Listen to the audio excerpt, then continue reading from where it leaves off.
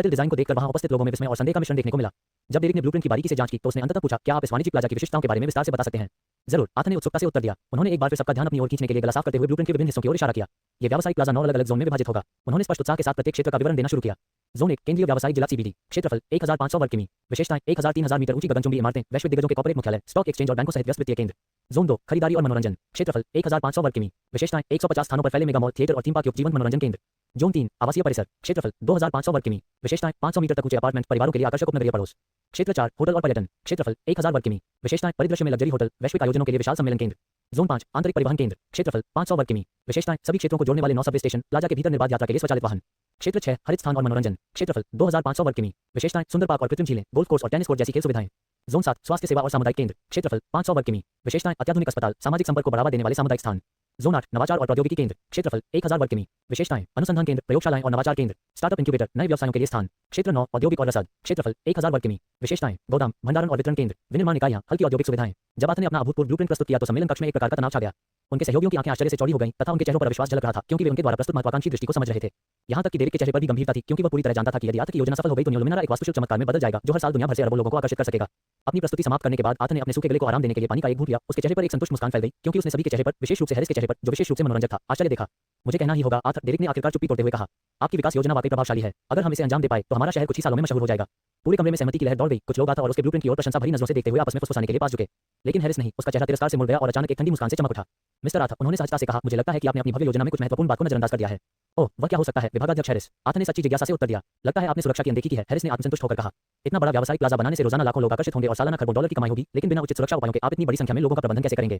Arthur ने Harris की नजरों से मिलते हुए एक लगभग अदृश्य मुस्कान के साथ अपने होठों को खींचा। मैं इतनी जरूरी चीज कैसे भूल सकता हूं? बेशक मैंने इस पर विचार किया है। ये खाका सिर्फ 9 विकास क्षेत्रों की रूपरेखा प्रस्तुत करता है। ब्यूरो प्रमुख डेरिक की ओर मुड़ते हुए उन्होंने आत्मविश्वास से कहा, सर, मुझे अपना विस्तृत लेआउट दिखाने की अनुमति दीजिए। लैपटॉप पर कुछ टैप करने से ही प्रक्षेपण में नाटकीय परिवर्तन हो गया और सुरक्षा उपायों पर व्यापक डेटा सामने आ गया। पुलिसकर्मी, कुल अधिकारी 500,000, वितरण प्रति स्टेशन 1000 अधिकारी, विशेष इकाइयां, आपात स्थितियों के लिए त्वरित प्रतिक्रिया दल, डिजिटल खतरों से निपटने वाली साइबर अपराध इकाइयां, यातायात पुलिस व्यापक सड़क नेटवर्क का प्रबंधन करती है, सामुदायिक पुलिस इकाइयां विश्वास को बढ़ावा दे रही हैं, उन्नत पुलिस स्टेशन सुविधाएं, प्रत्येक स्टेशन में अत्याधुनिक तकनीक होगी जिसमें शामिल हैं एआई संचालित कैमरों वाले निगरानी कक्ष, होल्डिंग सेल, संदिग्धों के लिए अस्थायी हिरासत सुविधाएं, फोरेंसिक लैब, मौके पर साक्ष्य का विश्लेषण करने के लिए, शस्त्रागार, हथियारों और उपकरणों के लिए सुरक्षित भंडारण, हेलीपैड, अधिकारियों की त्वरित तैनाती और आपातकालीन प्रतिक्रिया के लिए। 4 एआई एकीकरण, पुलिस बल की कार्यकुशलता और निर्णय लेने की क्षमता बढ़ाने के लिए एआई को पुलिस बल के कार्यों में एकीकृत किया जाएगा। प्रमुख भूमिकाओं, वास्तविक समय निगरानी, अपराधों का पता लगाने और रोकने के लिए निगरानी डेटा का विश्लेषण करना, पूर्वानुमानित पुलिसिंग, अपराध के हॉटस्पॉट का पूर्वानुमान लगाने और सक्रिय रूप से अधिकारियों को तैनात करने के लिए एआई एल्गोरिदम का उपयोग करना, संसाधन आवंटन, वास्तविक समय डेटा के आधार पर अधिकारियों और संसाधनों के वितरण का अनुकूलन, संचार केंद्र, पुलिस स्टेशनों, आपातकालीन सेवाओं और सुरक्षा कर्मियों के बीच प्रतिक्रियाओं का समन्वय करना, सामुदायिक सहभागिता, पुलिस बल निवासियों और आगंतुकों के साथ विश्वास और सहयोग बनाने के लिए सामुदायिक सहभागिता को प्राथमिकता देगा। पहल, पड़ोस निगरानी कार्यक्रम, निवासियों को संदिग्ध गतिविधियों की रिपोर्ट करने के लिए प्रोत्साहित करना, जन जागरूकता अभियान, सुरक्षा और अपराध रोकथाम के बारे में जनता को शिक्षित करना, नियमित बैठकें, पुलिस अधिकारियों और सामुदायिक नेताओं के बीच चिंताओं को दूर करने और फीडबैक एकत्र करने के लिए, एकीकृत सुरक्षा प्रणालियां, प्लाजा में एक केंद्रीकृत एआई संचालित सुरक्षा प्रणाली होगी जो वास्तविक समय में सुरक्षा के सभी पहलुओं की निगरानी और प्रबंधन करेगी। प्रमुख विशेषताएं, एआई निगरानी, चेहरे की पहचान, लाइसेंस प्लेट पहचान और व्यवहार विश्लेषण से लैस हजारों उच्च रिजोल्यूशन कैमरे, पूर्वानुमानात्मक विश्लेषण, एआई एल्गोरिदम संभावित सुरक्षा खतरों का पूर्वानुमान लगाते हैं और उन्हें घटित होने से पहले ही रोक देते हैं। सेंट्रल कमांड सेंटर, एक अत्याधुनिक सुविधा जो सभी सुरक्षा कार्यों का समन्वय करती है। भवन सुरक्षा, प्रवेश नियंत्रण, सभी भवनों के लिए बायोमेट्रिक स्कैनर, फिंगरप्रिंट, रेटिना, चेहरे की पहचान, विस्फोट रोधी सामग्री, विस्फोट रोधी सामग्री से निर्मित गगनचुंबी इमारतें और महत्वपूर्ण बुनियादी ढांचा, पैनिक रूम, आपात स्थिति के लिए प्रत्येक भवन में सुरक्षित कमरे। कमरे में मौजूद सभी लोगों ने सहमति में सिर हिलाया जब उन्होंने वाणिज्यिक प्लाजा के लिए योजनाबद्ध प्रभावशाली सुरक्षा उपायों की समीक्षा की। हाँ, हैरिस को छोड़कर सभी ने। उसके चेहरे पर एक विकृत भाव था, मानो उसने अभी कोई मक्खी निगली हो, और उसने आर्थर को ऐसी तीखी निगाहों से देखा कि दूध भी फट सकता था। जैसे ही हैरिस ने बोलने के लिए मुंह खोला, आर्थर ने तेजी से उसे बीच में ही रोक दिया। नेताओं, इन मजबूत सुरक्षा सुविधाओं के अलावा मैंने प्लाजा के आंतरिक परिवहन केंद्रों को भी इतनी बारीकी से डिजाइन किया है कि सभी की आवाजाही सहज हो। कृपया प्रोजेक्शन पर एक नजर डालें। मानो किसी जादू के प्रभाव में सभी ने अपना ध्यान स्क्रीन की ओर लगा दिया। परिवहन विकल्पों के जटिल लेआउट को देखकर उनकी आंखें विस्मय से चौड़ी हो गईं। 1 राजमार्ग, प्राथमिक सड़कें, उद्देश्य उच्च गति यात्रा के लिए प्रमुख क्षेत्रों को जोड़ना, लेन 10 लेन प्रत्येक दिशा में 5, गति सीमा 120 किमी प्रति घंटा 75 मील प्रति घंटा, दूरी, राजमार्गों के बीच 5 किलोमीटर की दूरी है जिससे प्लाजा पर एक ग्रिड बन गया है। 2 धमनी सड़कें, द्वितीयक सड़कें, उद्देश्य पड़ोस और वाणिज्यिक क्षेत्रों को जोड़ना, लेन 6 लेन प्रत्येक दिशा में 3, गति सीमा 80 किमी प्रति घंटा 50 मील प्रति घंटा, अंतराल, मुख्य सड़कें 2 किलोमीटर की दूरी पर हैं जो राजमार्गों को काटती हैं। 3 कलेक्टर सड़कें, तृतीयक सड़कें, उद्देश्य आवासीय एवं वाणिज्यिक क्षेत्रों तक पहुंच प्रदान करना, लेन 4 लेन प्रत्येक दिशा में 2, गति सीमा 60 किमी प्रति घंटा 37 मील प्रति घंटा, दूरी, मुख्य सड़कों को प्रतिच्छेदित करते हुए 1 किलोमीटर की दूरी पर स्थित संग्राहक सड़कें। 4 स्थानीय सड़कें, उद्देश्य व्यक्तिगत इमारतों और छोटे पड़ोस की सेवा करना, लेन 2 लेन प्रत्येक दिशा में 1, गति सीमा 40 किमी प्रति घंटा 25 मील प्रति घंटा, अंतर, स्थानीय सड़कें प्रत्येक 500 मीटर पर स्थित हैं जो कलेक्टर सड़कों को काटती हैं। 5 सार्वजनिक परिवहन एकीकरण, सबवे प्रणाली, लाइनें, राजमार्गों और मुख्य सड़कों के समानांतर चलने वाली 9 सबवे लाइनें, स्टेशन प्रत्येक 2 किलोमीटर पर स्थित तथा मुख्य केंद्र राजमार्ग चौराहों पर हैं। क्षमता, प्रत्येक लाइन प्रतिदिन 10 लाख यात्रियों को समायोजित कर सकती है। 6 बस रैपिड ट्रांजिट बीआरटी मार्ग, धमनीय और संग्राहक सड़कों के साथ बीआरटी मार्ग, स्टॉप, प्रत्येक किलोमीटर पर मेट्रो स्टेशनों से कनेक्शन, क्षमता, प्रत्येक मार्ग प्रतिदिन 5 लाख यात्रियों को संभाल सकता है। 7 स्वायत्त शटल मार्ग, अंतिम मील कनेक्टिविटी के लिए स्थानीय सड़कों पर परिचालन, स्टॉप्स, वास्तविक समय में एआई द्वारा अनुकूलित ऑन डिमांड स्टॉप्स, क्षमता, प्रत्येक शटल में 20 यात्री बैठ सकते हैं। 8 पैदल यात्री और साइकिल पथ, पैदल मार्ग, चौड़ाई 5 मीटर, अवरोधों द्वारा यातायात से अलग, कवरेज, सभी मुख्य संग्राहक और स्थानीय सड़कों के किनारे पैदल मार्ग, विशेषताएं, आराम के लिए जलवायु नियंत्रण के साथ कवर किए गए वॉकवे, साइकिल लेन चौड़ाई 3 मीटर, सड़कों और पैदल मार्गों से अलग। कवरेज सभी मुख्य एवं संग्राहक सड़कों पर साइकिल लेन। विशेषताएं प्रत्येक 500 मीटर पर बाइक शेयरिंग स्टेशन। इंटरचेंज और जंक्शन 9 राजमार्ग इंटरचेंज। डिजाइन फ्लाईओवर और अंडरपास के साथ बहुस्तरीय इंटरचेंज। अंतराल राजमार्गों पर प्रत्येक 10 किलोमीटर पर इंटरचेंज। 10 धमनी सड़क जंक्शन। डिजाइन समर्पित मोड़ लेन के साथ सिग्नल युक्त चौराहे। अंतराल मुख्य सड़कों के साथ हर 5 किलोमीटर पर जंक्शन। कलेक्टर रोड चौराहे। डिजाइन यातायात प्रवाह को प्रबंधित करने के लिए गोल चक्कर। अंतराल कलेक्टर सड़कों के साथ प्रत्येक 2 किलोमीटर पर चौराहे। स्मार्ट इंफ्रास्ट्रक्चर 11 एआई ट्रैफिक प्रबंधन। वास्तविक समय निगरानी एआई यातायात प्रवाह की निगरानी करता है और वास्तविक समय में संकेतों को समायोजित करता है। पूर्वानुमानात्मक विश्लेषण एआई यातायात पैटर्न की भविष्यवाणी करता है और मार्गों को अनुकूलित करता है। गतिशील लेन नियंत्रण परिवर्तनशील लेन वे लेन जो यातायात की मांग के आधार पर दिशा बदलती है। उदाहरण के लिए व्यस्त समय के दौरान आने वाले यातायात के लिए अधिक लेन। स्मार्ट साइनेज डिजिटल संकेत यातायात मौसम और दिशाओं के बारे में वास्तविक समय की जानकारी प्रदान करते हैं। स्थिरता विशेषताएं 12 हरित सड़कें सौर सड़कें बिजली उत्पन्न करने के लिए सड़क की सतह में लगाए गए सौर पैनल। वर्षा जल संचयन वर्षा जल को एकत्रित करने और पुनः उपयोग करने की प्रणालियां। इलेक्ट्रिक वाहन चार्जिंग स्टेशन राजमार्गों और मुख्य सड़कों पर हर 5 किलोमीटर पर स्थित। वायरलेस चार्जिंग इलेक्ट्रिक वाहनों के लिए सड़कों में लगाया गया। 13 सुरक्षा प्रणालियां दुर्घटना अवरोधक उच्च शक्ति अवरोध क्रॉसओवर दुर्घटनाओं को रोकने के लिए। स्वचालित आपातकालीन प्रतिक्रिया ड्रोन और स्वचालित वाहन दुर्घटनाओं पर त्वरित प्रतिक्रिया के लिए। मौसम निगरानी सेंसर प्रतिकूल मौसम की स्थिति का पता लगाने और उस पर प्रतिक्रिया करने के लिए। प्रक्षेपण पर प्रदर्शित जानकारी के अलावा वहां पर सभी परस्पर जुड़ी सड़कों और अन्य चीजों को दर्शाने वाला एक विस्तृत आरेख भी था। अच्छा डेरिक ने आश्चर्य से ताली बजाते हुए कहा और आतंक की ओर मुड़ा। लगता है तुमने सब कुछ एकदम सही ढंग से सोच लिया है। आत्म मुस्कुराए बिना न रह सका। अंदर ही अंदर उसे गर्व का एहसास हुआ। उन्होंने हैरिस पर एक नजर डाली जिसका चेहरा ज्वलंत भावनाओं का कैनवास था। प्रत्येक अभिव्यक्ति पिछली से अधिक मनोरंजक थी। कॉन्फ्रेंस रूम में मौजूद विभिन्न नेताओं को देखते हुए आतंक गर्व से फूले नहीं समा रहे थे। उनके चेहरे पर मुस्कान फैल गई। हालांकि अंदर से उन्होंने राहत की सांस ली। यद्यपि वह जमीन का मालिक था और उसके साथ कुछ भी करने की शक्ति रखता था, फिर भी वह जानता था कि सरकारी हस्तक्षेप से सब कुछ बदल सकता है। उनका मिशन स्पष्ट था, उन्हें अपनी भव्य योजना के बारे में आश्वस्त करना था कि वे ज्यादा हस्तक्षेप न करें। ऐसा लग रहा था कि वह सफल हो गया है। लगभग सभी लोग उसके साथ थे सिवाय हैरिस के, जिसका हिलता हुआ चेहरा उसके असंतोष को दर्शा रहा था। आतंक ने उसे नजरअंदाज करना चुना। उसने महसूस किया कि हैरिस की शत्रुता पूरी तरह से व्यक्तिगत नहीं थी, बल्कि किसी और के द्वारा भड़काई गई थी। आतंक चूंकि आप एक बड़े पैमाने पर वाणिज्यिक प्लाजा बनाने की योजना बना रहे हैं, इसलिए आपको पता होना चाहिए कि इस परियोजना के लिए आवश्यक पूंजी काफी बड़ी है। बयूरो प्रमुख डेरिक ने आतंक पर अपनी नजरें गड़ाते हुए कहा, जी हां सर, मैंने पहले ही आवश्यक पूंजी का हिसाब लगा लिया है। चिंता की कोई आवश्यकता नहीं है। आतंक ने उदासीनता के साथ उत्तर दिया। ओह, आतंक के शांत व्यवहार को देखकर डेरिक ने आश्चर्य से भौहें चढ़ाईं। क्या तुम बता सकते हो कि इस प्रोजेक्ट में तुम कुल कितना पैसा लगाओगे? आतंक बस मुस्कुराया और 2 उंगलियां उठा दी। डेरिक और कमरे में मौजूद बाकी लोग असमंजस में पड़ गए क्योंकि वे ये समझने की कोशिश कर रहे थे कि आतंक के इस इशारे का क्या मतलब था। हैरिस की आंखें उस पल का मजाक उड़ाते हुए चमक उठीं। मिस्टर आतंक, क्या आपको पता है कि 20 करोड़ यूनिट आपके प्रस्तावित व्यावसायिक प्लाजा में सड़क बनाने का खर्च भी नहीं उठा पाएंगे? कमरे में हड़कंप मच गया जब हर कोई हैरिस के शब्दों को समझ रहा था और आतंक की उठी हुई 2 उंगलियों को देख रहा था। क्या आप सचमुच केवल 200 मिलियन का निवेश करने की योजना बना रहे हैं? डेरिक ने संदेह से पूछा। आतंक ने हैरिस की आत्मसंतुष्टि पर अविश्वास से सिर हिलाया और फिर डेरिक की ओर मुड़ा। सर, मेरा असल मतलब ये था कि मैं 200 ट्रिलियन यूनिट इंजेक्ट करूंगा। ये रहस्योद्घाटन हवा में भारी रूप से छाया हुआ था और कमरे में सन्नाटा छा गया था। हर चेहरे पर आश्चर्य और हैरानी झलक रही थी। कुछ तो मुंह खोले उसे देखते रह गए। यहां तक कि डेरिक भी आतंक की इतनी बड़ी आकृति देखकर अचंभित हो गया। ऐसा नहीं है कि वे आतंक द्वारा घोषित 200 ट्रिलियन यूनिट से पूरी तरह से हैरान थे, लेकिन हैरान करने वाली बात यह है कि ये 200 ट्रिलियन यूनिट किसी संस्था या विशाल कॉर्पोरेट कंपनी के मुंह से नहीं, बल्कि एक अकेले व्यक्ति के मुंह से निकला था। और यह नदी के रूप में भी है, न कि परिसंपत्तियों या संपत्तियों के रूप में, बल्कि बैंक में पड़ी शुद्ध नदी के रूप में, जिसे किसी भी समय निकाला जा सकता है। आतंक, क्या तुम गंभीर हो? डेरिक अंततः गंभीर भाव से पूछने में सफल रहा। जी हां, आतंक ने गंभीरता से कहा, मैंने हिसाब लगा लिया है। इस व्यावसायिक प्लाजा के लिए 200 ट्रिलियन यूनिट काफी है। मिस्टर आतंक, हमें मूर्ख मत समझिए। हैरिस ने मेज पर अपनी मुट्ठी पटक दी और आतंक को घृणा से घूरने लगा। विभागाध्यक्ष हैरिस, आतंक ने शांतिपूर्वक उत्तर दिया, मैं आप सभी सम्मानित नेताओं को मूर्ख क्यों समझूंगा? हैरिस झुक गया। उसके चेहरे पर एक व्यंग्यात्मक भाव उभर आया। अगर तुम हमें बेवकूफ नहीं बना रहे हो तो फिर तुम क्या कर रहे हो? हम सब जानते हैं कि तुम्हारा ऑसबोर्न परिवार लगभग दिवालिया हो चुका है। तुम्हारी संपत्ति का कुल मूल्य मुश्किल से 10 करोड़ यूनिट से ज्यादा है। तो फिर तुम्हें इतनी हिम्मत कहां से मिली कि तुम दावा करो कि तुम्हारे पास इस परियोजना में निवेश करने के लिए 20 करोड़ यूनिट नकद तैयार है? कमरे में सन्नाटा छा गया और सभी ने अपनी प्रश्नवाचक निगाहें आतंक की ओर घुमा लीं। कुछ लोगों के चेहरे पर अविश्वास के भाव थे, यहां तक कि बयूरो प्रमुख डेरिक भी अप्रसन्न दिखे। उनकी आंखों में गुस्से की झलक दिख रही थी। हैरिस के चेहरे पर आत्मसंतुष्टि और तिरस्कार भरा भाव था। जब उसने मन ही मन सोचा, देखते हैं अब तुम इसे कैसे निपटते हो। आतंक को अंदर से ऐसा महसूस हो रहा था जैसे वह क्रोध से फट पड़ेगा। यदि परिस्थितियां अनुमति देती तो वह खुशी खुशी हैरिस के मुंह पर मुक्का मार देता। अपने आप को स्थिर करने के लिए गहरी सांस लेते हुए उन्होंने डेरिक की अप्रसन्नता भरी नजरों को संबोधित किया। सर, हालांकि यह सच है कि ऑसबोर्न परिवार को कई असफलताओं का सामना करना पड़ा है और हाल ही में वे लगभग दिवालिया हो गए थे। मैं आपको विश्वास दिलाता हूं कि हमने उन मुद्दों को सुलझा लिया है। आगे बोलने से पहले उन्होंने कुछ देर रुककर कहा, आपको लग सकता है कि मैं मजाक कर रहा हूं या आपको धोखा दे रहा हूं, लेकिन सच तो यह है कि मेरे बैंक खाते में इस समय 200 ट्रिलियन डॉलर पड़े हैं और मुझे ये बताने में जरा भी डर नहीं है कि मुझे ये कैसे मिला। कमरे को आत्मविश्वास से देखते हुए उन्होंने विस्तार से बताया, कुछ महीने पहले जब मेरा परिवार आर्थिक रूप से बर्बादी की कगार पर था, मैंने अपनी बची हुई पूंजी से ऑरोरा टेक्नोलॉजी में शॉर्ट सेलिंग की और 20 करोड़ डॉलर कमाए। उस सफलता के बाद मैंने शेयर ट्रेडिंग में कदम रखा, कभी बड़ी जीत हासिल की तो कभी हार का सामना करना पड़ा, लेकिन याद है कुछ दिन पहले सीईओ से जुड़ा हुआ घोटाला। मैंने भी उन्हें शॉर्ट सेल किया था और अच्छा खासा मुनाफा कमाया था। मैं अंतर्राष्ट्रीय वायदा बाजारों में भी सट्टा लगाता रहा हूं। अपनी बात को और अधिक पुष्ट करने के लिए आतंक ने अपना फोन निकाला और उसे प्रोजेक्टर से जोड़ दिया। स्क्रीन पर उनके स्टॉक व्यापार और अंतर्राष्ट्रीय वायदा लेनदेन का विस्तृत इतिहास दिखाई देने लगा। सब कुछ सावधानीपूर्वक व्यवस्थित था और आय के वैध स्रोतों को स्पष्ट रूप से दर्शा रहा था। डेरिक और अन्य लोग स्क्रीन पर जो कुछ देख रहे थे उसे ध्यान से देख रहे थे और सहमति में सिर हिला रहे थे। तो चिंता मत करो, बयूरो प्रमुख डेरिक, आतंक ने दृढ़ता से उसे आंखें मिलाते हुए कहा, मेरे पास इस परियोजना के लिए आवश्यक पूंजी जरूर है। डेरिक ने मुस्कुराते हुए कहा, तो ठीक है आतंक, तुमने मुझे सचमुच प्रभावित किया है। अब तुम आगे बढ़ सकते हो और इस प्रोजेक्ट पर काम शुरू कर सकते हो। बहुत बहुत धन्यवाद। आतंक मुस्कुराया, लेकिन हैरिस अंदर ही अंदर उबल रहा था। उसकी आंखें लाल हो गईं और उसने मेज के नीचे अपनी मुट्ठियां भींच लीं। बयूरो प्रमुख, हैरिस ने चुनौती भरे स्वर में कहा, जब उसकी नजर डेरिक से सीधे मिली। हाँ, आगे बढ़ो, डेरिक ने भौहें चढ़ाते हुए जवाब दिया। हैरिस आगे झुके, उनके चेहरे पर गंभीरता थी और उन्होंने कमरे को संबोधित किया। इस विशाल परियोजना के विकास के लिए महत्वपूर्ण संसाधनों और जनशक्ति की आवश्यकता है। हालांकि ऑसबोर्न परिवार के पास पूंजी है, मुझे चिंता है कि हमारे पास पर्याप्त जनशक्ति नहीं होगी। मेरा मानना है कि श्री आतंक को विकास में तेजी लाने के लिए अन्य कंपनियों के साथ साझेदारी करने से लाभ हो सकता है। ये सहयोग श्री आतंक के कार्यभार को हल्का करेगा और विभिन्न उद्योगों में विकास को प्रोत्साहित करेगा। बयूरो प्रमुख डेरिक ने आतंक की ओर मुड़ने से पहले हैरिस की बातों पर विचार करते हुए कुछ देर रुककर कहा, आतंक, मुझे लगता है कि हैरिस की बात सही है। हालांकि सहयोग के बारे में अंततः निर्णय आपका ही होगा क्योंकि जमीन के अधिकार आपके पास हैं। आतंक अत्यंत शांत बने रहे। उनकी निगाहें हैरिस पर इतनी तीव्रता से टिकी थीं कि उन्हें महसूस किया जा सकता था। यदि कोई ध्यान से देखे तो उसे पता चलेगा कि उसकी मुट्ठियां इतनी कसकर बंद थीं कि उसकी उंगलियां सफेद पड़ गई थीं और उसके शरीर में हल्की कंपन हो रही थी। हालांकि कमरे में मौजूद अन्य लोगों ने इस पर ध्यान नहीं दिया। आंतरिक रूप से आतंक क्रोध से उबल रहा था। उसके मन में हिंसा के विचार कौंध रहे थे। अपने आप को पुनः संतुलित करने के लिए गहरी सांस लेते हुए आतंक ने धीरे से अपनी मुट्ठियों को ढीला किया और हैरिस की ओर एक विनम्र किंतु अस्थिर मुस्कान दिखाई। आपके इनपुट के लिए धन्यवाद विभागाध्यक्ष हैरिस, लेकिन मेरा परिवार इस परियोजना का प्रबंधन स्वतंत्र रूप से कर सकता है। लेकिन विभागाध्यक्ष हैरिस, आतंक ने अपनी आंखें थोड़ी सिकोड़ते हुए तेजी से बीच में कहा, बयूरो प्रमुख डेरिक पहले ही कह चुके हैं कि चूंकि जमीन मेरी है, इसलिए मैं आगे क्या करूंगा ये पूरी तरह मुझ पर निर्भर है। हैरिस का चेहरा गुस्से से लाल हो गया और उसने आतंक को घूरकर देखा। ठीक है, बयूरो प्रमुख डेरिक ने हाथ हिलाते हुए कहा, चूंकि आतंक को लगता है कि वह इसे अकेले संभाल सकता है, इसलिए हम उसे किसी और तरह से मजबूर नहीं कर सकते। आतंक, डेरिक ने स्वीकृति में सिर हिलाते हुए कहा, मुझे विश्वास है कि उस भूमि के विकास पर तुम्हारा पूरा अधिकार है। धन्यवाद बयूरो प्रमुख डेरिक, मैं वादा करता हूं कि हम अच्छा करेंगे, आथन ने विनम्र मुस्कान के साथ उत्तर दिया। माहौल हल्का हो गया जब हर किसी के चेहरे पर मुस्कान फैल गई, सिवाय हैरिस के। उसके चेहरे पर आथ के प्रति निराशा और क्रोध का भाव था। बयूरो प्रमुख डेरिक, आथन ने धीरे से पुकारा। हाँ, डेरिक ने प्रसन्नतापूर्वक उत्तर दिया। आथन ने पूछा, मैं पूछना चाहता था कि क्या सरकारी परियोजना के लिए बोली प्रक्रिया पूरी हो गई है? नहीं, बोली अभी शुरू नहीं हुई है, आप ये क्यों पूछ रहे हैं? डेरिक ने उत्सुकता से उत्तर दिया। आथ की आंखें उत्साह से चमक उठी और उसने जल्दी से कहा, मैं सोच रहा था कि क्या आप हमें ऑसबोर्न परिवार को इस परियोजना को विकसित करने के विशेष अधिकार दे सकते हैं? डेरिक से नजरें मिलाते ही उसका दृढ़ निश्चय स्पष्ट दिखाई दिया। डेरिक ने आश्चर्य से धीरे से हाँफते हुए कहा। कमरे में बाकी लोगों ने भी उसके आश्चर्य का जवाब दिया। वे आथ को ऐसे घूर रहे थे मानो उसका दिमाग खराब हो गया हो। आथ, डेरिक ने अपना संयम वापस पाया और गंभीरता से पूछा, क्या आप पूरी तरह से जानते हैं कि आप क्या प्रस्ताव दे रहे हैं? हंस, आपने अभी तक अपने तथाकथित व्यावसायिक प्लाजा पर जमीन भी नहीं डाली है और फिर भी आप इस विशाल परियोजना पर नजर गड़ाए हुए हैं। महत्वाकांक्षा की बात करें मिस्टर आथ, हैरिस ने उपहास किया। उसका तिरस्कार स्पष्ट था क्योंकि उसने आथ की ओर एक व्यंग्यात्मक नजर डाली। हालांकि आथ बेपरवाह रहा। उसकी निगाहें डेरिक पर टिकी रहीं और उसने गंभीरता से जवाब दिया, जी हाँ सर, मैं अपने प्रस्ताव पर आपकी शंका को समझता हूं, लेकिन अगर आप ऑसबोर्न परिवार को इस परियोजना को विकसित करने का पूरा अधिकार दे दें तो मैं आपको विश्वास दिलाता हूं कि हम आपको निराश नहीं करेंगे। डेरिक ने धीरे से सिर हिलाया। यह कोई ऐसा फैसला नहीं है जो मैं अकेले ले सकता हूं, उसने थोड़ी सावधानी बरतते हुए कहा। आथ ने अपनी आंखें थोड़ी सिकोड़ते हुए पूछा, सर क्या मैं एक प्रश्न पूछ सकता हूं? बेशक, डेरिक ने प्रोत्साहन में सिर हिलाया। आथ ने पूछा, सरकार को इस परियोजना को पूरा होने में कितना समय लगेगा? डेरिक ने जवाब देने से पहले एक क्षण सोचा। हमारे अनुमान और विभिन्न कारकों के आधार पर हमें लगता है कि इसमें लगभग 10 से 15 वर्ष लगेंगे। आप ऐसा क्यों पूछ रहे हैं? अपने होठों पर एक हल्की सी मुस्कान के साथ आथ आगे झुका और आत्मविश्वास से बोला, क्या होगा अगर मैं तुमसे कहूं कि ऑसबोर्न परिवार इस परियोजना को सिर्फ 1 साल में पूरा कर सकता है? क्या तुम मुझ पर विश्वास करोगे? कमरे में एक गहरा सन्नाटा छाया हुआ था। इतनी शांति थी कि अगर कोई पिन भी गिरे तो उसकी आवाज सुनाई दे सकती थी। सबकी आंखें अविश्वास से चौड़ी हो गईं, मुंह खुले के खुले रह गए। हर कोई आथ को स्तब्ध और विस्मय से देख रहा था। वे पूरी तरह से स्तब्ध थे। सम्मेलन कक्ष में एक भयानक सन्नाटा छा गया। सभी की निगाहें आथ पर टिकी थी, मानो उसने अभी असंभव की घोषणा कर दी हो। यहाँ तक कि हैरिस, जो लगातार परेशान करने के लिए जाने जाते हैं, के चेहरे पर भी आश्चर्य और अविश्वास का भाव था। बयूरो प्रमुख डेरिक के होंठ फड़कने लगे, जिससे उसकी योजना का पता चल गया, क्योंकि उसने आथ को ऐसे भाव से देखा जिसे समझना कठिन था। आथ ने अपनी नाक को छुआ और सिर हिलाते हुए हल्की मुस्कान बिखेरी। उन्होंने उनकी प्रतिक्रियाओं का पूर्वानुमान लगा लिया था। आखिरकार उन्होंने जो प्रस्ताव रखा था वह अपमानजनक से कम नहीं था।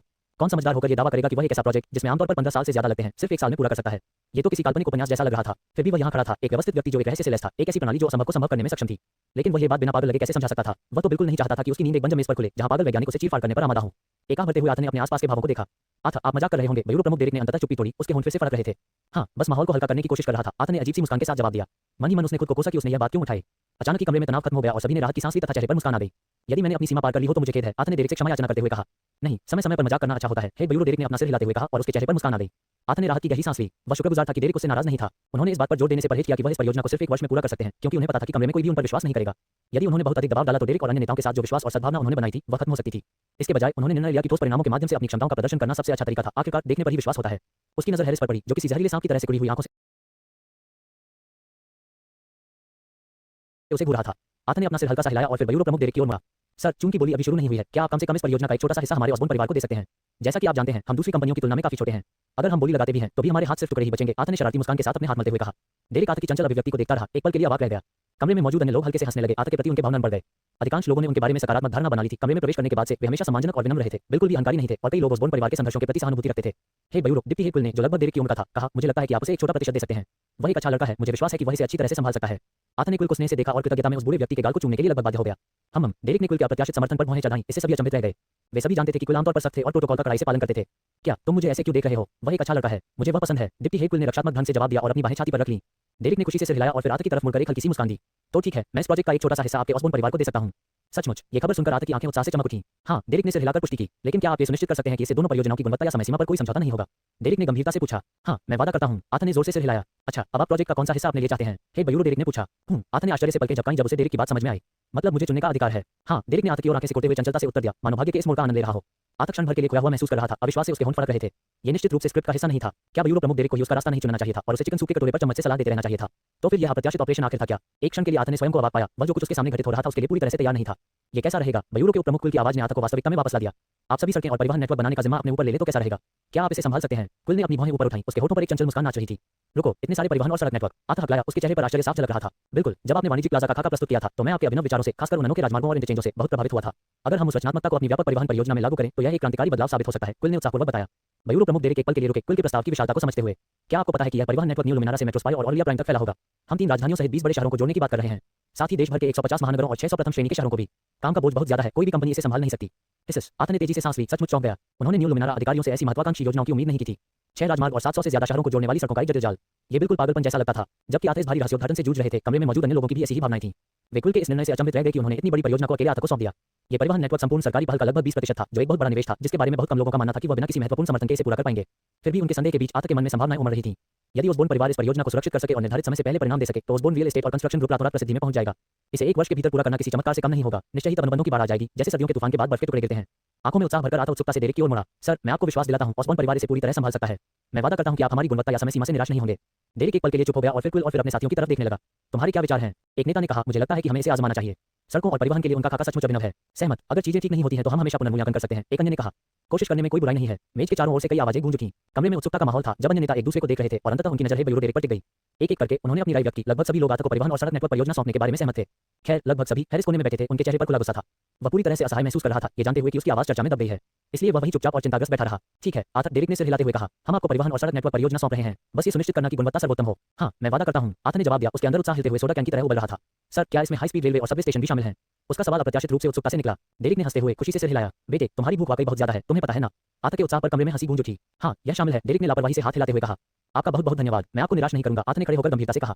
अच्छा, डेरिक फिर से गंभीर होने से पहले दिल खोलकर हंसा। हम यूरो प्रमुख डेरिक, आर्थर ने शर्मिंदगी से अपना सिर खुजलाते हुए कहा। फिर कभी नहीं, तुम्हें पता है कि ज्यादा खाना तुम्हारी सेहत के लिए खतरनाक हो सकता है। डेरिक ने अपने बुरे चेहरे पर एक चंचल मुस्कान बिखेरते हुए जवाब दिया।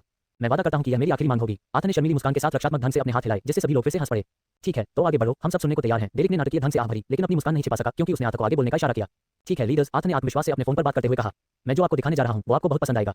प्रक्षेपण स्क्रीन पर एक विशाल ब्लूप्रिंट प्रकट हुआ, एक आश्चर्यजनक डिजाइन जो सांप की तरह मुड़ता और घूमता था तथा उसकी सतह पर जीवन डेटा बिंदु चमक रहे थे। जब यूरो प्रमुख डेरिक, उपप्रमुख क्विल और अन्य लोग ब्लूप्रिंट के ऊपर लिखे मोटे अक्षरों को देखकर आश्चर्यचकित हो गए तो कमरे में अचरज की स्थिति उत्पन्न हो गई। हाइपरलेक्स सिस्टम। जैसे ही यूरो प्रमुख डेरिक और उनकी टीम ब्लूप्रिंट के चारों ओर इकट्ठा हुई, उनके चेहरे पर उलझन से विस्मय की भावनाएं उभर आईं। आर्थर उनकी प्रतिक्रियाओं पर गर्व महसूस किए बिना नहीं रह सका। कुछ पल बाद डिप्टी क्विल ने चुप्पी तोड़ी, उनकी आंखों में जिज्ञासा की चमक थी। आर्थर, क्या तुम समझा सकते हो कि यह हाइपरलेक्स सिस्टम क्या है? उन्होंने कमरे में मौजूद बाकी सभी लोगों के विचारों को दोहराते हुए पूछा। आर्थर ने अपनी व्याख्या शुरू करने से पहले गहरी सांस ली। जैसा कि आप देख सकते हैं, यह कोई साधारण रेलवे सिस्टम नहीं है, यह एक क्रांतिकारी बदलाव है। मैंने इसे हाइपरलेक्स सिस्टम नाम दिया है। यह अभिनव डिजाइन रेल परिवहन में क्रांति लाएगा, इसे तेज, आसान और कहीं अधिक कुशल बनाएगा।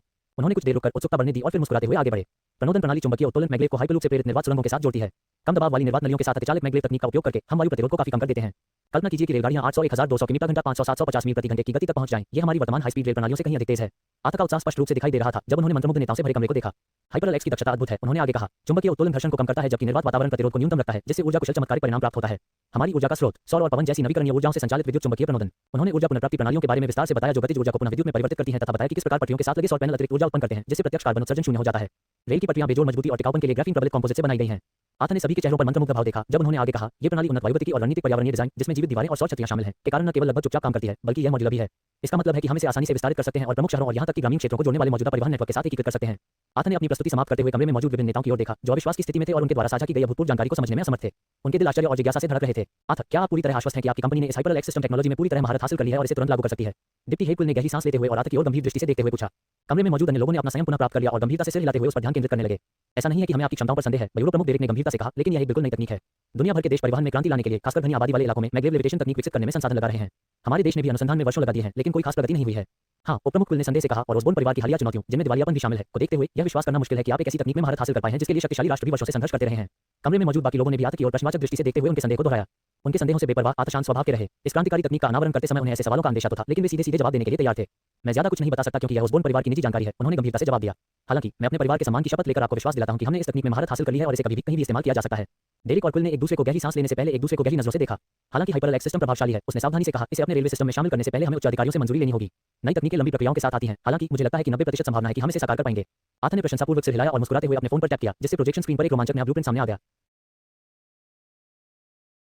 नेताओं, उन्होंने उत्साहपूर्वक कहा, हमने एक ऐसी ट्रेन भी डिजाइन की है जो विशेष रूप से हाइपरलेक्स सिस्टम के साथ संगत है, हाइपरलेक्स एक्सप्रेस। जैसे ही उन्होंने अपने पीछे प्रदर्शित ब्लूप्रिंट का परिचय दिया, डेरिक और क्विल के चेहरे पर अवाक भाव उभर आए और फिर उन्होंने आश्चर्य से सिर हिलाया। अंततः उन्हें समझ में आया कि आर्थर एक ऐसा व्यक्ति था जो कभी कोई अवसर नहीं चूकता था। अपने बुरे चेहरे पर एक व्यंग्यात्मक मुस्कान लाते हुए डेरिक ने आर्थर को अपनी बात जारी रखने का इशारा किया।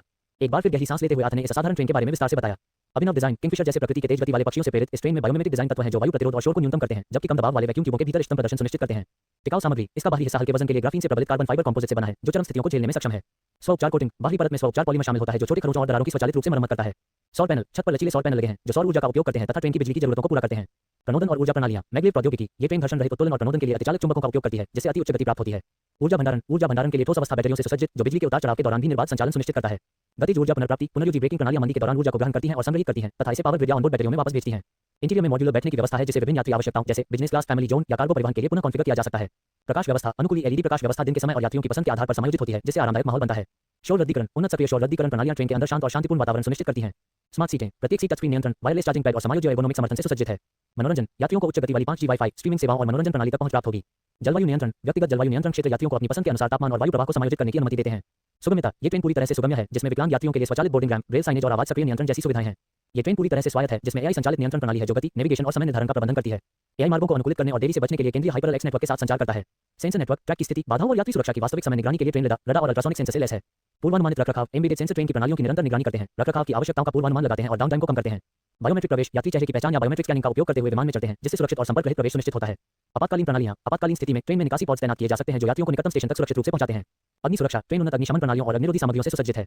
साइबर सुरक्षा हैकिंग को रोकने और परिचालन अखंडता सुनिश्चित करने के लिए ट्रेन की प्रणालियों को क्वांटम एन्क्रिप्शन द्वारा संरक्षित किया गया है। आथा ने हाइपरल एक्सप्रेस के विभिन्न आंकड़ों को प्रक्षेपण स्क्रीन पर प्रदर्शित किया, जबकि नेतागण गहन दृष्टि से जानकारी को देख रहे थे। कॉलेज फी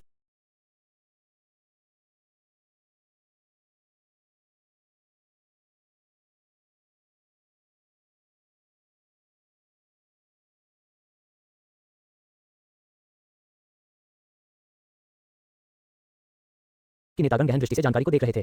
समय समय पर एक या दो लोग आश्चर्य से चिल्ला उठेंगे। आथा बस मुस्कुराया और फिर से डिजाइन और विन्यास पेश किया। हाइपरल एक्स के बारे में वह आगे बताते हैं। ट्रेन की लंबाई 400 मीटर 1312 फीट, एक मानक हाई स्पीड ट्रेन की लंबाई से लगभग दोगुनी। डिब्बे प्रति ट्रेन 20 डिब्बे, प्रत्येक डिब्बे को आराम से समझौता किए बिना अधिकतम यात्री क्षमता के लिए डिजाइन किया गया है। बैठने की व्यवस्था स्थान के अधिकतम उपयोग के लिए दोहरे स्तर की गाड़ियां। मानक बैठने की व्यवस्था प्रत्येक डिब्बे में 2 स्तरों पर 150 यात्री बैठ सकते हैं, प्रत्येक स्तर पर 75। कुल मानक बैठने की क्षमता 150 यात्री पर गाड़ी गुना 20 गाड़ियां इक्वल्स 3000 यात्री। खड़े होने की जगह उच्च मांग वाले परिदृश्यों में प्रत्येक डिब्बे में अतिरिक्त 50 यात्री खड़े होकर बैठ सकते हैं। कुल खड़े होने की क्षमता 50 यात्री पर डिब्बे गुना 20 डिब्बे इक्वल्स 1000 यात्री। कुल क्षमता 3000 बैठे जोड़ 1000 खड़े इक्वल्स 4000 यात्री प्रति ट्रेन। दोहरे स्तर का लेआउट प्रत्येक गाड़ी में 2 स्तर होते हैं जो पहुंच के लिए सर्कल सीढ़ियों और लिफ्टों से जुड़े होते हैं। मॉड्यूलर सीटिंग सीटें 2x2 विन्यास में व्यवस्थित हैं, जिनमें फोल्डेबल टेबल और पर्याप्त लेगरूम है। खड़े होने के क्षेत्रों में हैंडरेल, ओवरहेड स्ट्रैप और यात्री सूचना के लिए डिजिटल डिस्प्ले लगे हैं। गलियारे चौड़े गलियारे 1.2 मीटर यात्रियों की सुचारू आवाजाही सुनिश्चित करते हैं, यहां तक कि पूरी क्षमता पर भी। जलवायु नियंत्रण उन्नत एचवीएसी प्रणालियां दोनों स्तरों पर इष्टतम तापमान और वायु गुणवत्ता बनाए रखती हैं।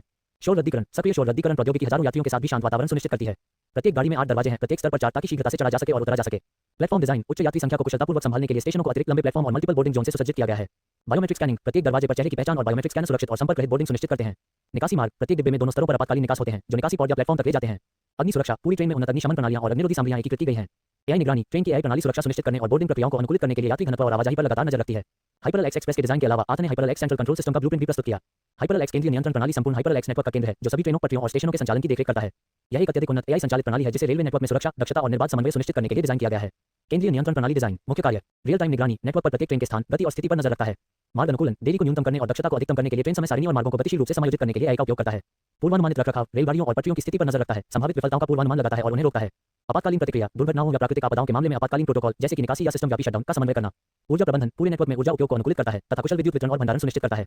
सिस्टम आर्किटेक्चर एआई कोर ये सिस्टम एक सुपर एआई द्वारा संचालित है जो वास्तविक समय में बड़ी मात्रा में डेटा को प्रोसेस करने में सक्षम है। वितरित नेटवर्क नियंत्रण प्रणाली विकेंद्रीकृत है, जिसमें क्षेत्रीय केंद्र स्थानीय परिचालन को संभालते हैं और एक केंद्रीय केंद्र पूरे नेटवर्क की देखरेख करता है। क्लाउड एकीकरण डेटा को सुरक्षित क्लाउड संरचना में संग्रहीत और संसाधित किया जाता है, जिससे मापनीयता और अतिरेकता की सुविधा मिलती है। ट्रेन ट्रैकिंग नेटवर्क के 3D मानचित्र पर सभी ट्रेनों की वास्तविक समय स्थिति, गति और स्थिति प्रदर्शित करता है। यात्री डेटा प्रत्येक ट्रेन के लिए यात्री भार, चढ़ने बटा उतरने की दर और आराम मैट्रिक्स को ट्रैक करता है। पर्यावरणीय डेटा मौसम की स्थिति, तापमान और अन्य पर्यावरणीय कारकों पर नजर रखता है जो परिचालन को प्रभावित कर सकते हैं। संचालित मार्ग अनुकूलन गतिशील शेड्यूलिंग देरी, रखरखाव या अप्रत्याशित घटनाओं के लिए वास्तविक समय में ट्रेन शेड्यूल को समायोजित करता है। टक्कर से बचाव ट्रेनों के बीच सुरक्षित दूरी सुनिश्चित करने और टक्करों को रोकने के लिए पूर्वानुमानित एल्गोरिदम का उपयोग करता है। मांग पूर्वानुमान यात्री मांग का पूर्वानुमान लगाने और तदनुसार ट्रेन आवृत्ति को समायोजित करने के लिए ऐतिहासिक और वास्तविक समय के डेटा का विश्लेषण करता है। सेंसर डेटा ट्रेनों और पटरियों में लगे सेंसर से डेटा एकत्र करता है। टूट फूट, तापमान, कंपन और अन्य मैट्रिक्स की निगरानी करता है। रखरखाव अलर्ट जब घटकों को मरम्मत या प्रतिस्थापन की आवश्यकता होती है तो रखरखाव टीमों को अलर्ट भेजता है। स्वचालित मरम्मत मानव हस्तक्षेप के बिना छोटी मोटी मरम्मत करने के लिए स्वायत्त रखरखाव ड्रोन और रोबोट के साथ समन्वय करता है। घटना का पता लगाना, दुर्घटनाओं का पता लगाने, अवरोधों को ट्रैक करने या वास्तविक समय में प्राकृतिक आपदाओं का पता लगाने के लिए एआई का उपयोग करता है। आपातकालीन प्रोटोकॉल स्वचालित रूप से प्रोटोकॉल आरंभ करता है, जैसे कि ट्रेन की गति धीमी करना, निकासी करना या सिस्टम व्यापी शटडाउन। संचार संकटों का प्रबंधन करने के लिए स्थानीय प्राधिकारियों, आपातकालीन सेवाओं और ट्रेन ऑपरेटरों के साथ समन्वय करता है। ऊर्जा प्रबंधन प्रणाली विद्युत वितरण पूरे नेटवर्क में विद्युत वितरण को अनुकूलित करता है तथा नवीकरणीय ऊर्जा स्रोतों का कुशल उपयोग सुनिश्चित करता है। बैटरी प्रबंधन ऑनबोर्ड और स्थिर बैटरियों के चार्ज और स्वास्थ्य पर नजर रखता है। ये सुनिश्चित करता है कि बैकअप पावर हमेशा उपलब्ध रहे। ऊर्जा पुनर्प्राप्ति पुनर्योजी ब्रेकिंग और सौर पैनलों द्वारा उत्पन्न ऊर्जा को ट्रैक करता है तथा इसे पावर ग्रिड में एकीकृत करता है। यूजर इंटरफेस नियंत्रण कक्ष केंद्रीय नियंत्रण कक्ष में एक बड़ी घुमावदार वीडियो वॉल है जो वास्तविक समय का डेटा, मानचित्र और सिस्टम की स्थिति प्रदर्शित करती है। ऑपरेटर कंसोल प्रत्येक ऑपरेटर के पास एक टच स्क्रीन वर्क स्टेशन होता है जिसमें विशिष्ट प्रणालियों जैसे ट्रेन ट्रैकिंग, रखरखाव, ऊर्जा प्रबंधन तक पहुंच होती है। होलोग्राफिक डिस्प्ले आसान दृश्यीकरण और विश्लेषण के लिए मुख्य डेटा को 3D होलोग्राम के रूप में प्रक्षेपित किया जाता है। ध्वनि नियंत्रण ऑपरेटर हाथों से मुक्त संचालन के लिए ध्वनि पहचान के माध्यम से आदेश जारी कर सकते हैं। सुरक्षा और अतिरेक साइबर सुरक्षा हैकिंग और डेटा उल्लंघनों को रोकने के लिए सिस्टम को क्वांटम एन्क्रिप्शन और उन्नत फायरवॉल द्वारा संरक्षित किया गया है। अतिरेक का एकाधिक बैकअप प्रणालियां हार्डवेयर विफलता या प्राकृतिक आपदाओं की स्थिति में भी निरंतर संचालन सुनिश्चित करती हैं। प्रवेश नियंत्रण अनधिकृत प्रवेश को रोकने के लिए नियंत्रण कक्ष को बायोमेट्रिक स्कैनिंग और बहुकारक प्रमाणीकरण से सुरक्षित किया गया है। स्मार्ट सिटी शहरी गतिशीलता को अनुकूलित करने के लिए नियंत्रण प्रणाली स्मार्ट सिटी बुनियादी ढांचे जैसे ट्रैफिक लाइट और सार्वजनिक परिवहन के साथ एकीकृत होती है। मौसम सेवाएं प्रतिकूल परिस्थितियों के प्रभाव का पूर्वानुमान लगाने और उसे कम करने के लिए वास्तविक समय का मौसम डेटा प्राप्त करती हैं। हो, ये तो बहुत लंबी मीटिंग थी। आथा ने अपनी कार की आलीशान चमड़े की सीट पर बैठते हुए कहा। उसने गहरी सांस ली, लेकिन उसकी आंखों में चमकती खुशी छिप नहीं सकी। उनका ध्यान शहरी विकास एवं निर्माण ब्यूरो के साथ हुई बैठक की ओर चला गया। ईमानदारी से कहूं तो पहले तो वह घबरा गया था, लेकिन अंत में उसने सफलता प्राप्त कर ली। उस बैठक के दौरान आथा ने कुछ प्रभावशाली शक्तियों का प्रदर्शन किया, विशेष रूप से तब जब उन्होंने प्रस्ताव दिया कि हाई स्पीड रेलवे का निर्माण उनकी अत्याधुनिक हाइपरल एक्स प्रौद्योगिकी का उपयोग करके किया जाए।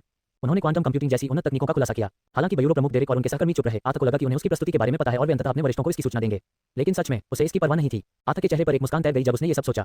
इन तकनीकों का अनावरण करके, जिनमें से कुछ अभी भी प्रायोगिक अवस्था में थी, वह एक स्पष्ट संदेश दे रहा था। ओसबोर्न परिवार कमजोर नहीं था, उनके पास ऐसी बेहतरीन तकनीकें थीं जो उद्योगों को हिला सकती थीं। जब हेड ब्यूरो डेरेक ने पूछा कि क्या ओसबोर्न परिवार ने क्वांटम कंप्यूटिंग तकनीक में पूरी तरह से महारत हासिल कर ली है, तो आथा ने बस इतना ही जवाब दिया कि यह सीमित क्षमताओं वाला एक कमजोर संस्करण है, फिर भी यह सुपर कंप्यूटर से कई गुना अधिक शक्तिशाली है। उन्होंने जो हाइपरल एक्स एक्सप्रेस प्रस्तुत की वह उसके वास्तविक स्वरूप यानी एक उड़ने वाली रेलगाड़ी का एक छोटा संस्करण मात्र थी। इसकी पूरी क्षमता को उजागर करना उसके लिए विनाशकारी होता। आखिरकार आथा निकट भविष्य में दोबारा मरने के लिए उत्सुक नहीं था। उन्होंने जो संस्करण प्रदर्शित किए वे काफी कम खतरनाक थे, लगभग 10 गुना कमजोर, लेकिन फिर भी प्रभावित करने के लिए पर्याप्त ताकत रखते थे। उनकी रणनीति स्पष्ट थी, अपनी तकनीकी दक्षता का प्रदर्शन करके आथ का लक्ष्य परिवार के उन बुजुर्ग सदस्यों को यह विश्वास दिलाना था कि उनके पास बड़ी परियोजनाओं को सफलतापूर्वक पूरा करने की क्षमता है। आथ ने अभी 2 महत्वपूर्ण परियोजनाएं हासिल की थीं और अब ओसबोर्न परिवार को एक महत्वपूर्ण सरकारी पहल के लिए संपूर्ण परिवहन और सड़क नेटवर्क के निर्माण का कार्य सौंपा गया था। जबकि हाइपरल एक्स और हाइपरल एक्स एक्सप्रेस की तैनाती की पुष्टि अभी भी प्रतीक्षा में थी, आथ आशावादी बने रहे। निश्चित रूप से सरकार ऐसी परिवर्तनकारी प्रगति को हाथ से जाने नहीं देगी। इसने यात्रा में क्रांतिकारी बदलाव लाने का वादा किया है, जिससे ये पहले से कहीं अधिक तीव्र और सुविधाजनक बन जाएगी। वह एक ब्यूरो डेरिक से खबर का बेसब्री से इंतजार कर रहे थे। अगर उन्हें सरकार से हरी झंडी मिल जाती तो बस कुछ ही समय में ऑरलियन फेडरेशन की हर रेलवे और ट्रेन हाइपरल एक्स तकनीक में अपग्रेड हो जाती। निरंतर प्रगति और उन्नयन के साथ उन्होंने हाइपरल एक्स को एक घरेलू नाम बनने की कल्पना की। इस परिवहन परियोजना को सुरक्षित करने का अर्थ वित्तीय स्थिरता भी था, जिसकी उन्हें अत्यंत आवश्यकता थी। आखिरकार वह मृत व्यक्तियों के खातों से धन निकालने जैसे नैतिक रूप से संदिग्ध तरीकों का सहारा नहीं लेना चाहते थे, भले ही वह विकल्प उनकी अंतरात्मा को झकझोरता हो। ऐसा करने का विचार उन्हें चुभ गया। परिवार के रूप में दिवालियापन का सामना करने के बाद ये परियोजना एक महत्वपूर्ण मील का पत्थर, मुक्ति का एक अवसर थी। हाँ, वह जल्दी पैसे कमाने के लिए अवलोन पर निर्भर हो सकता था, लेकिन ये बहुत आसान लग रहा था। इससे चुनौती या उपलब्धि का कोई एहसास ही नहीं रहा। वह चाहते थे कि उनका परिवार कड़ी मेहनत से पैसा कमाए, न कि बिना किसी प्रयास के अपने खजाने को भरने के लिए उन्नत आय पर निर्भर रहे। यदि वह एवोलॉन को उसकी भयानक कंप्यूटेशनल क्षमताओं का उपयोग करके शेयरों में सट्टा लगाने के लिए कह सकता है, जो केवल कुछ सेकंड में खरबों डॉलर उत्पन्न कर सकता है, तो व्यवसाय बनाने का क्या मतलब होगा? वह व्यावसायिक परिदृश्य में आगे बढ़ने के रोमांच के लिए लालायित रहते थे, सौदों पर बातचीत करना, नवीन उत्पाद तैयार करना, अपने उद्यमों को फलते फूलते देखना और साथ ही वास्तविक प्रयास से धन अर्जित करना। पहली बार जब अवोलोन ने मृतक खातों से एक बड़ी राशि स्थानांतरित की और कुछ ही दिनों में 200 ट्रिलियन यूनिट प्राप्त किए, तो ये पहले तो उत्साहजनक था, लेकिन जल्द ही खोखला हो गया। बिना व्यक्तिगत प्रयास के धन कमाना अधूरा लगता था, इसमें उपलब्धि का वह मीठा स्वाद नहीं था। पृथ्वी पर वापस आकर उसे अपनी अल्पमासिक तनख्वाह प्राप्त हुई, वह भी इतनी कि उसे एक कुत्ते को एक सप्ताह भी मुश्किल से खाना मिलता था, जिससे उसे गर्व महसूस हुआ, क्योंकि यह उसकी कड़ी मेहनत और समर्पण का प्रतीक था। जब उन्होंने पेंटेरा में स्थानांतरण किया और ऑरोरा टेक्नोलॉजी को 240 मिलियन यूनिट में बेच दिया, तो उपलब्धि की वह अनुभूति मृत लोगों के धन तक पहुंचने के समय की अनुभूति से कहीं अधिक थी। जब आथ ने अपनी नाक रगड़ते हुए इस आंतरिक संघर्ष पर विचार किया, तो उसने खुद से कड़वाहट से कहा, आथ ओ आथ, कितने लोग तुम्हारी स्थिति से ईर्ष्या करेंगे, बिना उंगली उठाए धन इकट्ठा करते हुए आराम से बैठे रहे, और फिर भी तुम यहाँ अधूरा महसूस करने की शिकायत कर रहे हो। उनका संघर्ष स्पष्ट था, क्या उन्हें एवोलोन पर निर्भर रहना चाहिए या अपने परिवार के प्रयासों के साथ स्वतंत्र रूप से आगे बढ़ना चाहिए? अरे, ये तो बहुत निराशाजनक है। वह झुंझलाहट में चमड़े की सीट पर पीछे झुक गया। यदि आथ के आसपास के लोगों को पता चल जाए कि उसके मन में क्या चल रहा है, तो वे अपना आपा खो देंगे और उसे वहीं पीट देंगे। आखिरकार अनगिनत लोग सुबह 7 बजे से रात 9 बजे तक कड़ी मेहनत करते हैं और अक्सर हर महीने मात्र 10,000 यूनिट जमा करने के लिए ओवरटाइम भी करते हैं।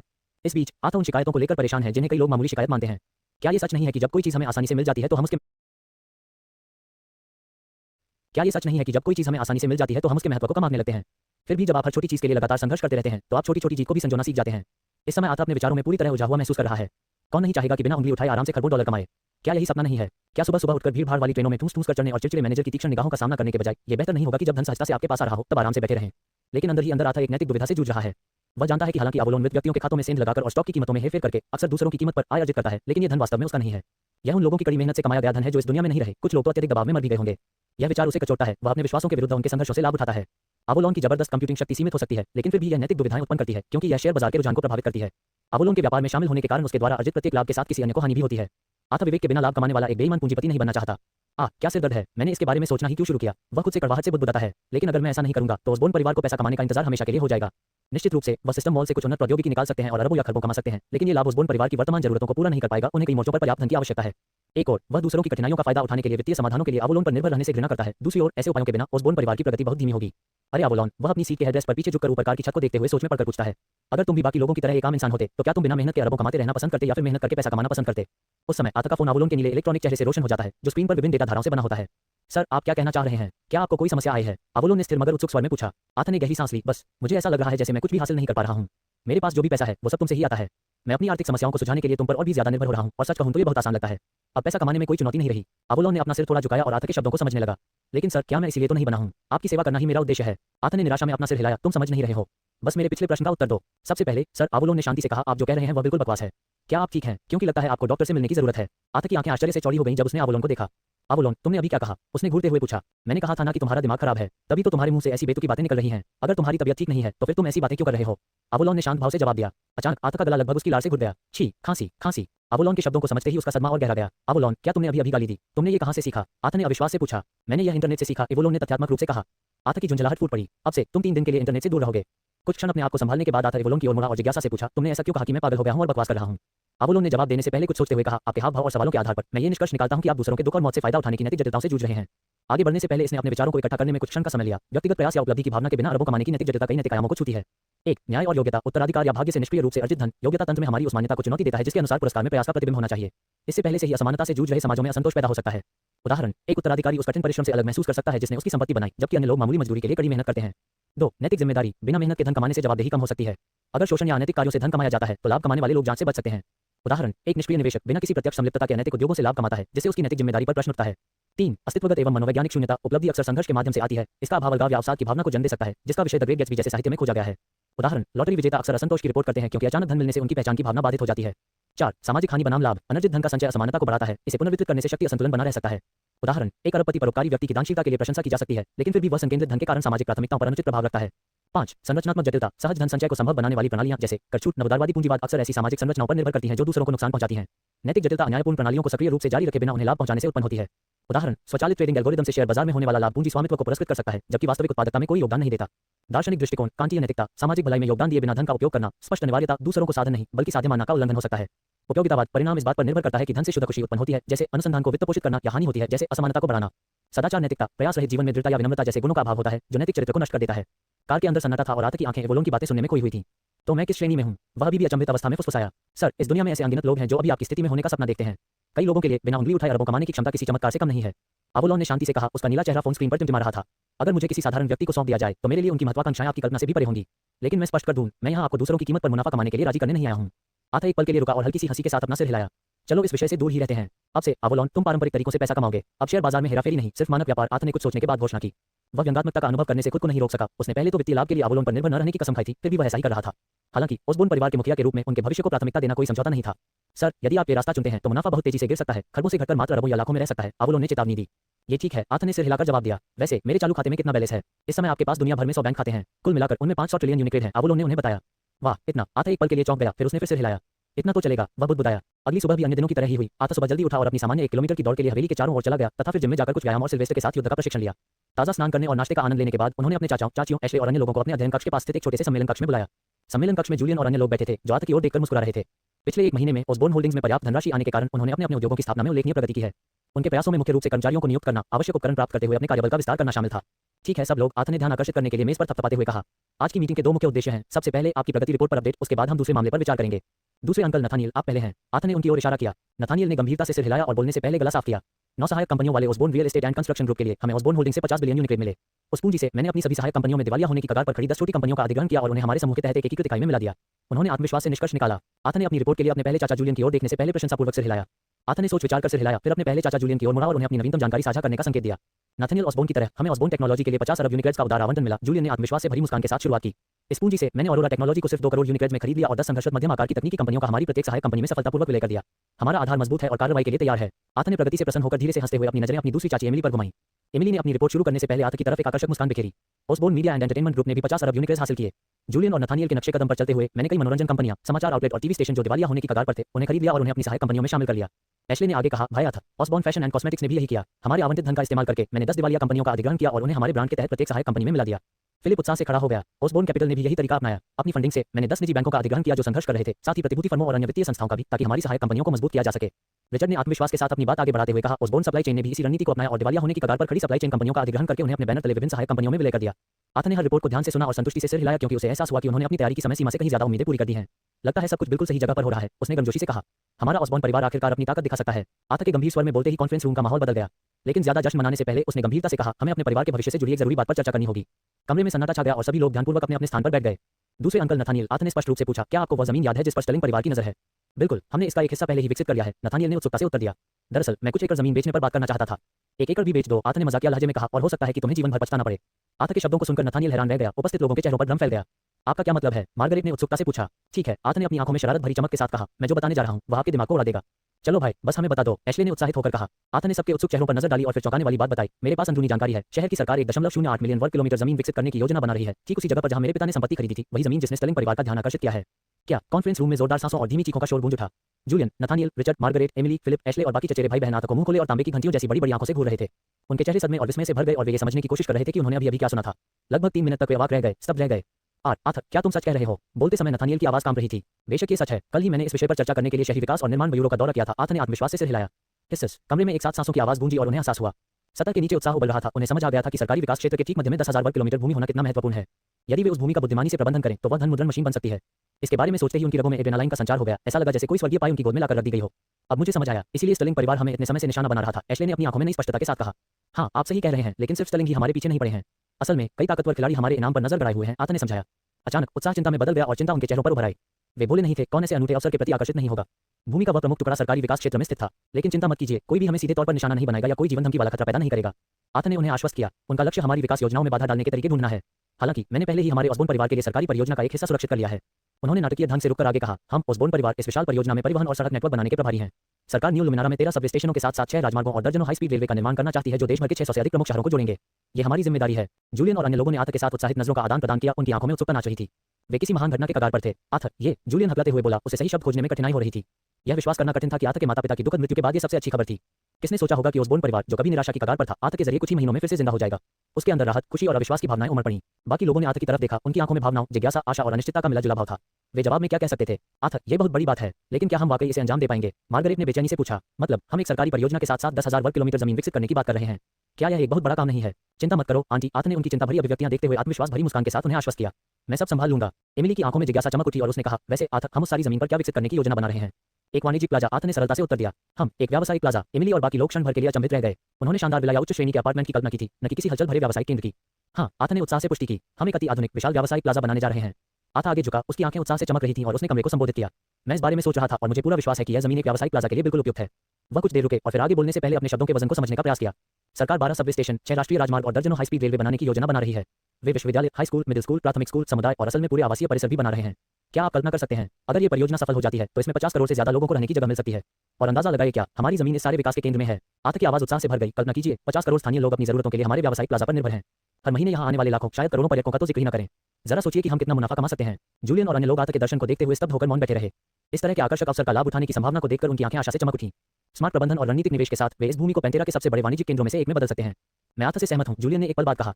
यहाँ एक व्यावसायिक प्लाजा बनाना निस्संदेह सही फैसला है। अगर हम समझदारी से निवेश करें तो हम खुद को पेंटेरा के शीर्ष प्लाजा में पा सकते हैं और हम ओसबोर्न परिवार की तरह उन पुरस्कारों को प्राप्त करेंगे। उसकी नजर कमरे में घूम गई और सभी ने सहमति में सिर हिलाया। हालांकि मार्गरेट के चेहरे पर चिंता की लकीरें उत्साह को तोड़ रही थीं। लेकिन आर्थ, उसने सावधानी से बीच में कहा, क्या तुम्हें नहीं लगता कि इसे पूरा करने के लिए हमें बहुत सारा पैसा और संसाधन चाहिए होंगे? उसने गहरी सांस ली। हमारे पास सिर्फ 200 अरब यूनिट बचे हैं, शायद इससे पहला चरण भी पूरा नहीं हो पाएगा। सबके चेहरों पर चिंता की लकीरें उभर आई और माहौल बदल गया। आर्थ के नेतृत्व की बदौलत हाल ही में आया आपदा से उबरने के बावजूद 10,000 वर्ग किलोमीटर के क्षेत्र को एक फलते फूलते व्यावसायिक प्लाजा में बदलने के लिए काफी धन की जरूरत होगी।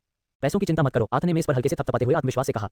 मैंने सब कुछ नियंत्रण में कर लिया है। उन्होंने आश्वस्त करते हुए मुस्कुराते हुए और अधिक गंभीरता से कहा, अब हमें इस बात पर ध्यान केंद्रित करने की आवश्यकता है कि इन परियोजनाओं को बिना किसी बाधा के कैसे पूरा किया जाए। जब वे उसके शब्दों पर विचार कर रहे थे तो उन पर सन्नाटा छा गया। ये भूमि वास्तव में एक प्रमुख लक्ष्य थी, एक रसदार पाई जो एक टुकड़े के लिए उत्सुक सभी प्रकार के अवसरवादियों को आकर्षित कर रही थी। उन्होंने स्टर्लिंग परिवार के साथ अपनी पिछली परेशानियों को याद किया। वे यादें अभी भी उन्हें परेशान करती थीं। उनकी आशंका को भांपते हुए आर्थ ने थोड़ा सा मुंह बनाया, लेकिन फिर भी जोर देते हुए कहा, मैं जानता हूं कि आपकी चिंताएं हमारे परिवार की इतनी महत्वाकांक्षी परियोजना को हाथ में लेने की क्षमता से उपजी हैं। अन्य लोग निश्चित रूप से लालची हो जाएंगे और हमें नुकसान पहुंचाने की कोशिश कर सकते हैं, जैसे कि हमारी भौतिक आपूर्ति बंद कर देना। एशले ने सोचते हुए बीच में कहा। बिल्कुल, आर्थ ने गंभीरता से सिर हिलाया। इन दोनों परियोजनाओं को पूरा करने में सबसे जरूरी चीजें निर्माण सामग्री और दूसरी जरूरी चीजें हैं। अगर हमारे प्रतिद्वंद्वी हमें नुकसान पहुंचाना चाहते हैं तो सबसे पहले वे इन सामग्रियों तक हमारी पहुंच बंद कर देंगे या उन पर नियंत्रण कर लेंगे। अगर ऐसा हुआ तो ये हमारे लिए मुसीबत बन सकता है, यहाँ तक कि हम फिर से दिवालिया हो सकते हैं। आर्थ की बातें सुनते ही कमरे में सन्नाटा छा गया। वे जानते थे कि वह सही था। इस मंडराते खतरे का कोई हल न निकला तो ओसबोर्न परिवार को भयावह परिणाम भुगतने पड़ सकते थे। रिचर्ड आगे झुका, आंखें सिकुड़ते हुए, और बात बस इतनी ही नहीं है। हाँ, वे खुलेआम हमारी सामग्री आपूर्ति में बाधा डालने की कोशिश कर सकते हैं, लेकिन उनकी गुप्त गतिविधियों का क्या? वे बंद दरवाजों के पीछे क्या योजना बना रहे हैं? उन्होंने एक भयावह विचार के साथ आगे कहा। वे स्टर्लिंग परिवार की तरह हथियारों को हमारे खिलाफ किराए पर ले सकते हैं, दुर्घटनाओं की योजना बना सकते हैं, या हमारे जीवन में लगातार अराजकता पैदा करने के लिए लोगों को नियुक्त कर सकते हैं। संभावनाएं अनंत हैं। जूलियन की गंभीर अभिव्यक्ति और गहरी हो गई जब उन्होंने कहा, हम यहाँ सिर्फ पुराने स्टर्लिंग परिवार से ही नहीं निपट रहे हैं। हमारा मुकाबला शक्तिशाली निगमों और प्रभावशाली परिवारों, उच्च पदस्थ अधिकारियों और धनी व्यक्तियों से है, जो कार्रवाई करने में संकोच नहीं करेंगे। उन्होंने आगे बढ़ने से पहले समूह पर नजर डाली। जैसा कि आर्थ ने पहले बताया था, हम जिस व्यावसायिक प्लाजा को बनाने की योजना बना रहे हैं वह सरकारी विकास क्षेत्र के ठीक बीचों बीच है। इसे पेंटेरा के शीर्ष 100 व्यावसायिक प्लाजा में गिना जा सकता है। अगर यह बिना किसी विकास योजना के सिर्फ जमीन भी होती तो भी इसकी कीमत आसमान छूती है, इतनी कि लोग इसके लिए जान भी दे सकते हैं। दरअसल मुझे हैरानी नहीं होगी अगर कुछ लोगों ने अभी से अपनी योजनाएं बनानी शुरू कर दी हों। नथानियल ने वहां से बात संभाली। उनकी आवाज स्थिर लेकिन जरूरी थी।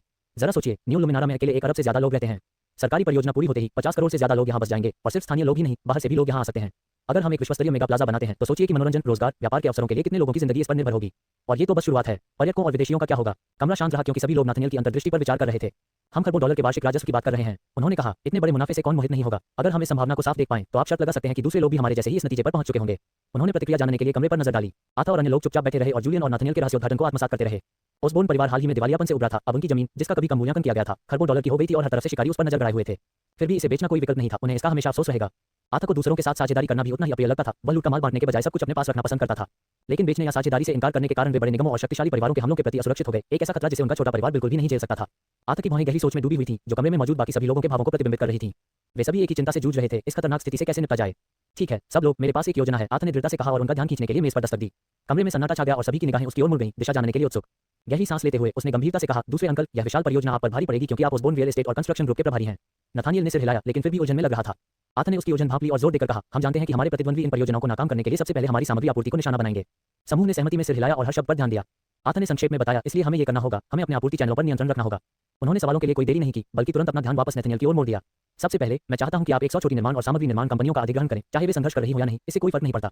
उन्हें Osborne real estate and construction group के तहत हमारी मौजूदा सहायक कंपनियों में मिला दीजिए। पैसों की चिंता मत कीजिए, बस काम पूरा कर लीजिए। बिना एक पल भी गंवाए वह एडवर्ड और जॉर्ज की ओर मुड़ा। तुम्हारे बिजनेस के सबक जल्दी खत्म हो रहे हैं। Osborne mining and resource group के प्रमुख होने के नाते तुम्हारा काम भी यही है, 100 छोटी खनन कंपनियों को खरीदकर उन्हें हमारी विभिन्न सहायक कंपनियों में मिला देना। जूलियन, उसने अपने पहले चाचा से नजरें मिलाते हुए कहा, मैं चाहता हूं कि तुम सेमीकंडक्टर पदार्थों पर ध्यान दो जो चिप उत्पादन में इस्तेमाल होने वाले घटक हैं। हो सके तो सीधे स्रोत ढूंढ लो। फिर रिचर्ड की बारी आई। तीसरे uncle, Osborne supply chain group में कार्यबल का विस्तार करें, जितना हो सके इसे बढ़ाएं, मुझे बस परिणाम चाहिए। आर्थिक की आवाज और भी तेज हो गई जब उसने सबको फिर से संबोधित किया। मैं चाहता हूं कि आप में से हर कोई अपने काम को 10 गुना, 20 गुना, यहां तक कि 100 गुना बढ़ाए। हम किसी और को अपने संसाधनों पर नियंत्रण नहीं करने दे सकते। उसकी संकुचित निगाहों में तत्परता साफ दिखाई दे रही थी। पहले बताई गई प्रगति अब तक पर्याप्त लग रही थी। प्रतिस्पर्धियों से वास्तविक खतरों का सामना करने पर आर्थिक को एहसास हुआ कि यह बहुत सीमित थी। वह अपने मुनाफे को किसी और के हाथों में नहीं छोड़ सकता था। मैं चाहता हूं कि हम औद्योगिक श्रृंखला चक्र को बंद कर दें, उन्होंने दृढ़ता से घोषणा की। हमारी सामग्री आपूर्ति श्रृंखला पूरी तरह से हमारे नियंत्रण में रहनी चाहिए। आर्थ ने कमरे का जायजा लिया, उसकी निगाहें तनाव को चीरती हुई निकल रही थीं। सब सुनो, उसने शुरू किया, उसकी आवाज स्थिर लेकिन तत्परता से भरी हुई थी। मैं नहीं चाहता कि तुम सब अकेले इस काम को संभालो। मैं तुम सबकी मदद के लिए लोगों को भेजूंगा, लेकिन याद रखना, इसे गुप्त रखना। हम किसी को भी अपनी गतिविधियों की भनक नहीं लगने देंगे। उनकी संकुचित आंखें ठंडी चमक रही थीं, जो उनकी स्थिति की गंभीरता पर बल दे रही थीं। जूलियन और बाकी लोगों ने आर्थ के संदेश को पूरी तरह समझते हुए एक दूसरे को गंभीरता से देखा। वे जानते थे कि अगर उनके प्रतिद्वंदियों ने चैनलों और संसाधनों पर कब्जा कर लिया तो वे हमेशा के लिए खेल से बाहर हो जाएंगे। हमारा शेड्यूल बहुत व्यस्त है, आर्थ ने अपनी बात जारी रखी और उनका स्वर और भी तीखा होता गया।